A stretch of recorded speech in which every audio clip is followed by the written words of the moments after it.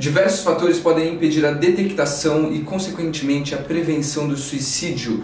Frisemos, devem impedir. Por isso, o estigma e o tabu devem ser assuntos debatidos e contestados. Durante séculos da nossa história, vemos a cultura, a moral, a sociedade, a religião reprimindo essa parada toda, porque eles acreditavam que era um pecado, talvez o pior deles. Por esses estigmas e tabus estarem frequentemente na sociedade, era muito comum as pessoas, e até hoje, reprimirem e não falarem sobre isso, não colocarem pra porque o suicídio é uma coisa estigmatizada, é um tabu, e isso precisa ser quebrado. E por essa razão, ainda temos muito medo e vergonha de falar sobre esse assunto que é muito importante, é de questão de saúde pública, e isso acontece no mundo inteiro. Então a campanha de Setembro Amarelo vem internacionalmente causando esse impacto nas pessoas, trazendo essas informações. Então vamos falar sobre suicídio, é Setembro Amarelo.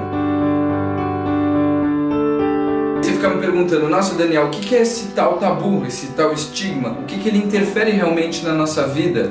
O que interfere? É que muitas vezes as pessoas não sabem com quem buscar ajuda, a falta de conhecimento e muitas vezes dos próprios profissionais da saúde, e também a ideia errônea do senso comum de achar que o suicídio não acontece frequentemente. Ele está acontecendo a todo momento, e isso é preocupante e é uma questão de saúde pública. Lutar contra esse tabu é fundamental para que a prevenção seja bem sucedida. Erros e preconceitos vêm acontecendo constantemente ao longo da história, criando estigmas a respeito da saúde mental e da questão do suicídio, contribuindo para a formação de um estigma em torno da doença mental e do comportamento suicida. E aí quando você me pergunta o que é o estigma, ele é o processo que leva as pessoas a se sentirem excluídas, envergonhadas, isoladas. E depois de falar sobre o que é o estigma e o tabu, vamos apresentar um pouco o que é os mitos que envolvem, e é isso que realmente acontece na sociedade,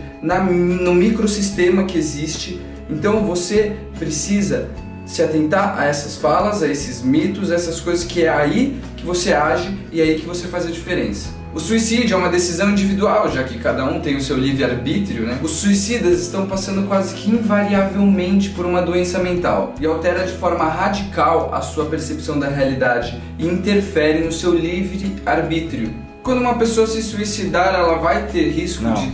Quando uma pessoa pensa em se suicidar. Porque quando ela se suicidar, ela vai morrer.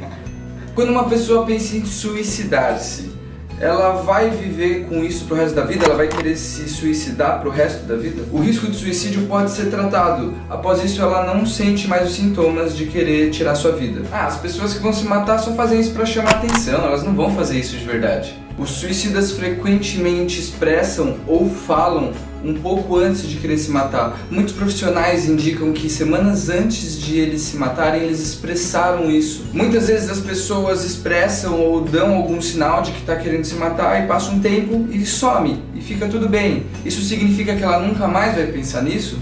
Acabou, já era. Foi só uma ideinha da cabeça dela. E esse é um dos mitos mais perigosos. Se uma pessoa pensou em se matar e depois aliviou, passou, não significa que ela não vá fazer o ato, tirar a vida. Uma pessoa que pensou em se suicidar pode simplesmente se sentir melhor porque pensou em se matar. E aquele clássico do clássico, não podemos falar sobre suicídio porque isso aumenta o risco. Falar sobre suicídio não aumenta o risco, pelo contrário, ele pode muitas vezes amenizar essa dor que a pessoa sente, além de você informar, conscientizar e até ela buscar uma ajuda profissional, que isso é muito importante. Inclusive eu falei disso no vídeo passado.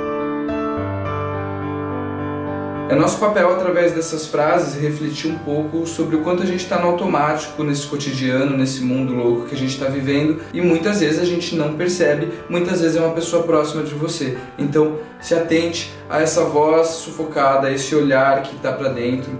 Vamos olhar as pessoas que estão precisando de ajuda, beleza? É isso aí, eu sou Daniel Ferraz, eu sou psicólogo. Para você assistir mais vídeos como esse, é só acessar minhas redes sociais, acompanha aí no Instagram, no Facebook. Não esquece de curtir, compartilhar, porque é muito importante a gente informar e trazer essas informações para o maior número de pessoas possíveis. Tamo junto nessa. Falou!